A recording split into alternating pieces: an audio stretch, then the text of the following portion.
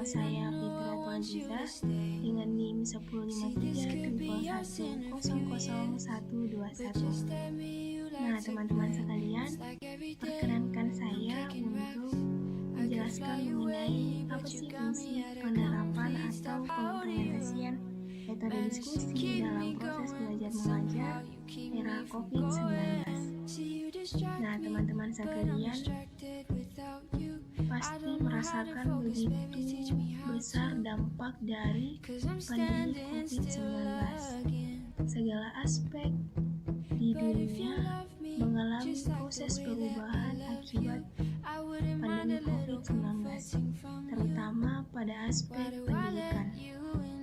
Nah, pada bidang pendidikan yang sebelumnya proses belajar mengajar dilaksanakan di ruangan kelas, akibat pandemi COVID-19, proses belajar mengajar dialihkan melalui proses daring atau dalam jaringan. Maka untuk itu, dengan pelaksanaan proses belajar mengajar dilakukan dengan daring atau dalam jaringan, seorang pendidik harus mampu menumbuhkan suasana dan menciptakan suasana proses belajar mengajar yang lebih kreatif dari sebelumnya. Hal ini bertujuan untuk mampu meningkatkan motivasi belajar peserta didik, di mana proses belajar mengajar dilakukan secara daring.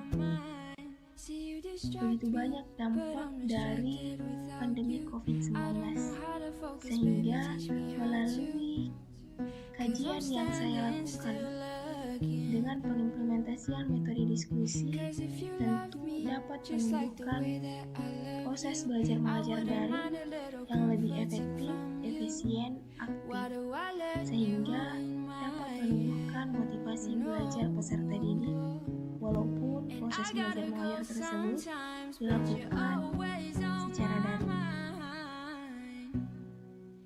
Nah, apa sih yang dimaksud dengan metode diskusi?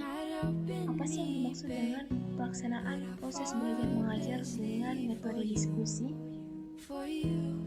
Nah, sebelum memasuki pengertian metode diskusi, di sini saya akan menjelaskan mengenai apa sih itu metode dan pembelajaran itu sendiri.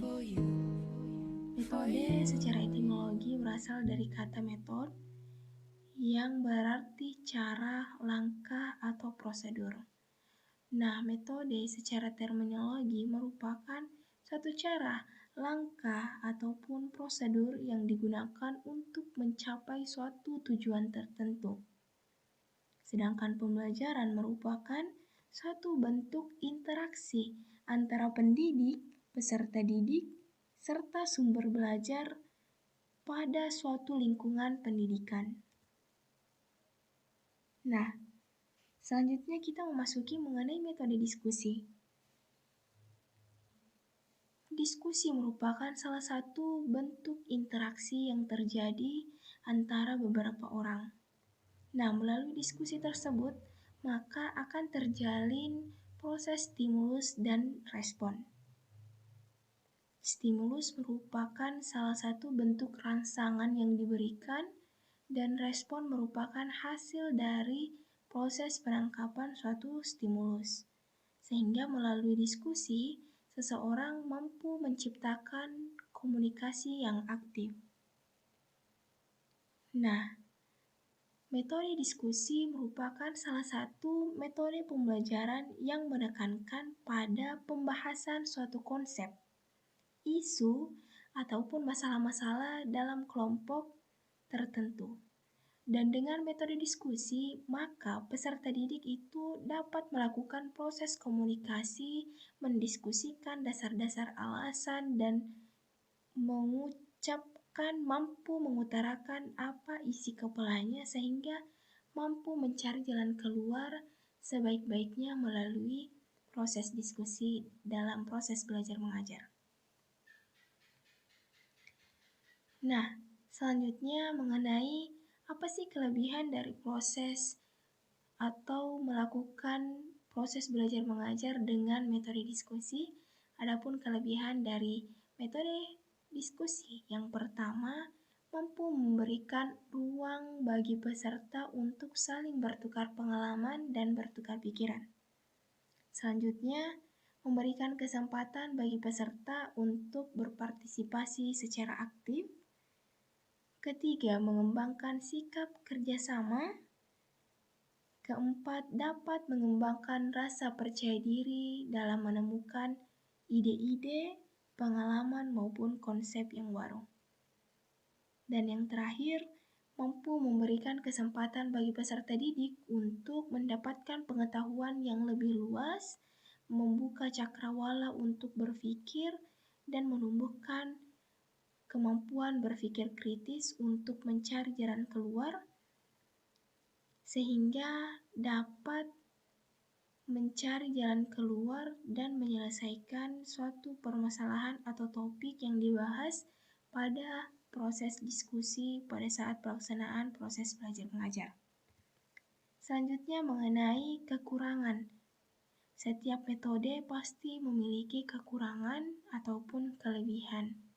Nah, kekurangan dari metode diskusi ini sendiri yaitu yang pertama, ada kemungkinannya semua anggota kelompok tidak produktif atau tidak aktif.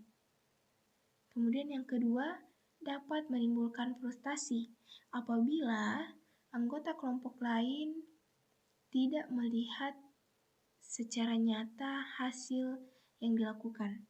Kemudian yang ketiga, memakan waktu yang cukup lama.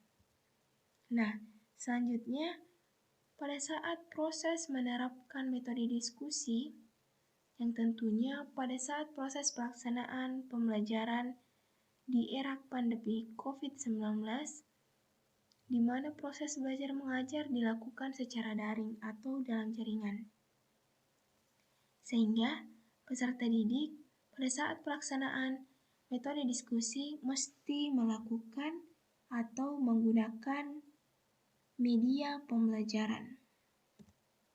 Nah, dalam pengimplementasian metode pembelajaran diskusi, seorang pendidik mesti menggunakan media pembelajaran berupa Google Meet ataupun aplikasi Zoom Meeting pada saat proses pelaksanaannya. Sehingga, seperti yang saya sampaikan sebelumnya, mampu menumbuhkan sikap aktif kepada peserta didik. Adapun langkah-langkah saat proses pelaksanaan metode diskusi, yaitu yang pertama, sebelum melakukan diskusi. Nah, sebelum melakukan diskusi, seorang pendidik mesti mengetahui beberapa topik-topik yang akan diberikan kepada peserta didiknya. Kemudian yang kedua, membagi kelompok. Ketiga, membagi peran-peran dalam kelompok yang telah dibagi, seperti halnya ketua kelompok, notulen, moderator, dan pembicara atau jubir. Kemudian, saat diskusi dilaksanakan.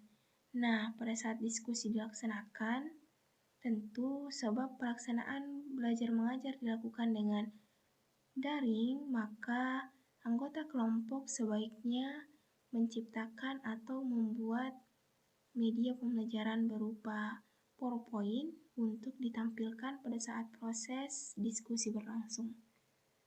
Nah, dilakukanlah proses diskusi dan diarahkan dan diatur oleh moderator. Adapun setelah diskusi dilaksanakan, sebaiknya dilakukan apresiasi dan penegasan ulang. Terima kasih. Assalamualaikum warahmatullahi wabarakatuh.